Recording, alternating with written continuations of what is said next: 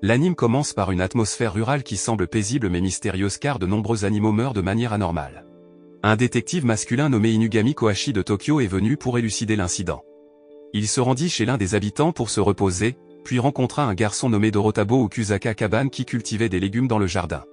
Kaban dit que de tels incidents se produisent toujours au début de chaque mois. Inugami l'invitait alors à coopérer pour enquêter sur l'affaire, et en retour, Inugami aidera Kaban à travailler dans le jardin. Alors qu'ils travaillent tous deux dans le jardin, Inugami voit Kaban porter un collier de pierre de Rindam donné par ses parents et ayant des pouvoirs spéciaux. La nuit, alors que Kaban marchait seul, soudain il y avait un garçon qui voulait lui arracher le collier qu'il portait. Mais après que le collier se soit détaché de son cou, Kaban reprend sa forme originale, mi-démon, mi-humain, hérité de ses gènes parentaux. Le garçon s'enfuit immédiatement en voyant le changement de Kaban tout en jetant son collier dans sa direction pour que Kaban puisse l'utiliser à nouveau pour reprendre forme humaine. Peu de temps après, Inugami vint à la rencontre de Kaban, et il semblait qu'il avait assisté à l'incident. Inugami lui dit qu'il était aussi un démon raton laveur. Ailleurs, le garçon qui avait arraché le collier de Kaban rencontre plusieurs démons loups-garous en rentrant chez lui. Heureusement, Kaban et Inugami sont venus à son secours et ont tué les démons. Peu de temps après est venu le démon cerf qui était le cerveau de l'incident dans le village. Inugami avait du mal à viser le coup du cerf car il était trop épais, mais Kaban a coupé le coup facilement sans aucun outil, si bien qu'Inugami était impressionné. Inugami dit alors à Kaban qu'il était venu dans le village sur ordre de son client, qui lui a dit de le tuer. Avant de lui tirer dessus, Inugami offre à Kaban de faire un dernier vœu, mais Kaban choisit de mourir. Inugami tira immédiatement sur Kaban au front et l'emmena dans sa voiture. Pendant le voyage, Kaban revient à la vie, puis Inugami l'emmène dans sa résidence à Tokyo. Arrivé à Tokyo, Kaban rencontre deux garçons nommés Tademaru Shiki et Akira qui sont aussi des démons. Inugami leur confie une mission pour sauver une famille attaquée par les Shanshi suceurs de sang. Arrivé sur place, Shiki utilisa ses fils pour attraper les insectes Shanshi qui avaient envahi toute la maison, mais les insectes mangèrent plutôt ses fils.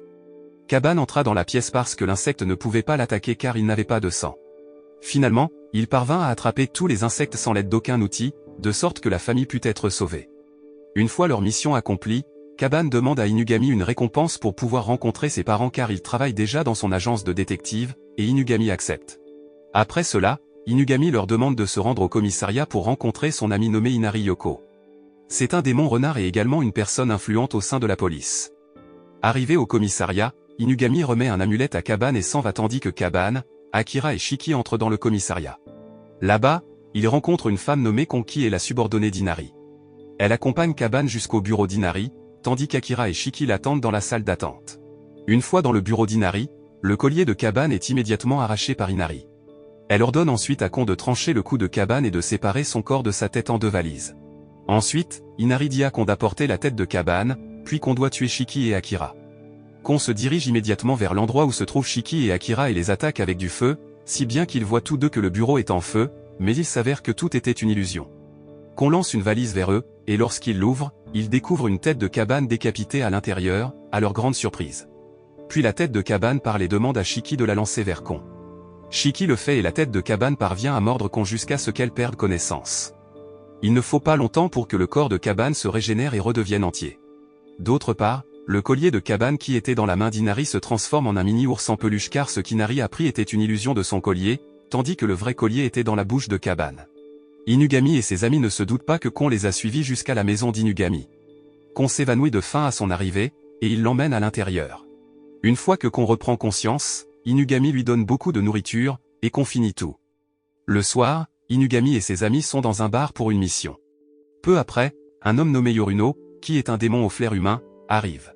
Yoruno se saoule et délire qu'il est amoureux d'une femme qu'il vient de rencontrer. Voyant que Yoruno est arrivé, Inugami demande à Shiki et Kon d'accompagner Kaban dans la mission. Soudain, Yoruno rampe et attrape une souris dans le bar. Il s'avère qu'il est possédé par un démon chat appelé Nekomata et prévoit d'apporter un sac de souris mortes pour la femme. Ensuite, ils se rendent tous à la rencontre de la femelle démon chat nommée Mao. Sans plus tarder, Kon attrape immédiatement Mao, qui a pris la forme d'un chat rose, et la présente à Yoruno. Yoruno exprime ses sentiments à Mao et lui promet de l'aimer même si elle est un démon chat. Une fois leur mission terminée, ils rentrent chez eux. En rentrant à la maison, Inugami remet la tête de Kaban à Kon en échange de son aide pour la mission. Mais ce que Kon apporte n'est qu'une orange manipulée par Inugami, tandis que la véritable tête de Kaban se trouve toujours dans le corps de Kaban. Quelque temps plus tard, Inugami apprend que Yoruno et Mao se sont mariés. Ensuite, ils reçoivent une nouvelle mission pour enquêter sur le canal souterrain de Shibuya où de nombreux ouvriers sont morts, ne laissant que des os. Kaban, Shiki et Akira décident d'y aller avec Inugami. Une fois sur place, soudain, un démon grenouille attaque immédiatement Akira. Heureusement, Inugami, qui est sous la forme d'un démon raton laveur, vient immédiatement à son aide. Ensuite, Inugami répand du sang dans l'eau pour attirer le démon grenouille, mais à sa grande surprise, le démon grenouille arrive en si grand nombre qu'il se retrouve coincé. Akira les attaque avec son pouvoir de glace, gelant ainsi les démons grenouilles, y compris Kaban. Après cela, ils se rendent chez l'ami masculin d'Inugami, Floreshu Mirai, qui est un démon vampire. Shiki invite Mirai à faire de l'arm wrestling, mais il perd. Ensuite, Kaban veut aussi essayer, mais il perd aussi car le vampire a une constitution très forte. Le lendemain, Kaban rencontre Kon, qui lui dit qu'elle n'est plus la subordonnée d'Inari. En entendant cela, Kaban l'invitait à rester chez Inugami. Chez Inugami, Mirai montre à Inugami sa main blessée lors d'un bras de fer avec Kaban. Mirai leur a confié pour mission de mener une enquête dans une entreprise où les gens mettent souvent fin à leur jour. Kaban, Shiki et Akirashi sont immédiatement rendus cette nuit-là. Une fois sur place, Shiki se faufile à l'aide de la petite voiture sophistiquée de Mirai pendant que Kaban et Akira attendent dehors.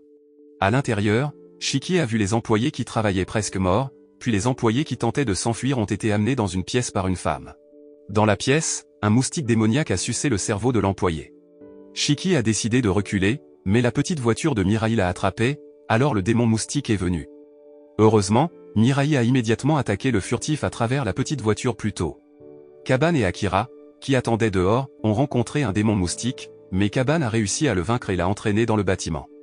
Shiki fut à nouveau excité lorsqu'il vit Kaban réussir à vaincre l'un des moustiques démoniaques. Soudain, la femelle démon moustique qui a amené l'employé dans la pièce a sucé le cerveau du démon qui était attaqué par Shiki pour qu'elle devienne plus forte. Kaban a essayé d'attaquer la démone, mais sa force n'a pas pu la vaincre, même la démone a cassé la main de Kaban. Plus tôt, grâce à la petite voiture, Mirai a appris à Kaban comment faire ressortir sa force maximale afin de pouvoir vaincre le démon. Puis vint un homme nommé Nobimaru qui était le subordonné d'Inari dans le bâtiment. Il a brûlé le démon moustique pour couvrir le cerveau de l'affaire au sein de l'entreprise. Puis Nobimaru murmura à Kaban qu'Inari voulait toujours son collier. La raison pour laquelle Nobimaru l'a dit à Kaban était parce qu'il détestait Inari. Le lendemain, Inugami les invite à révéler la vérité sur les parents de Shiki et à visiter une librairie. Kaban lit un livre qui raconte l'histoire d'un homme nommé Shish qui vit avec un démon araignée.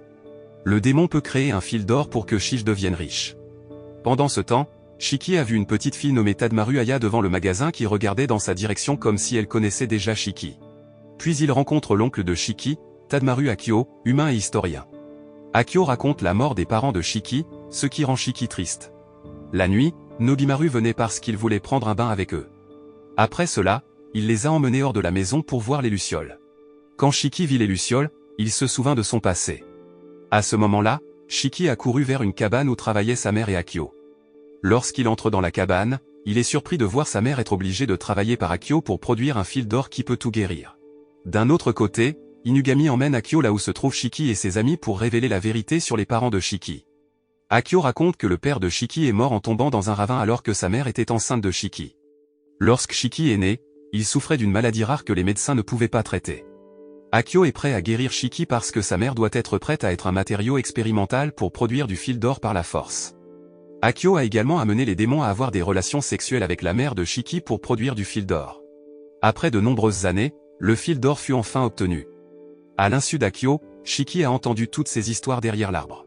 Shiki, qui était déjà très en colère, voulait tuer Akio et la tirer jusqu'à un arbre à l'aide de son fil.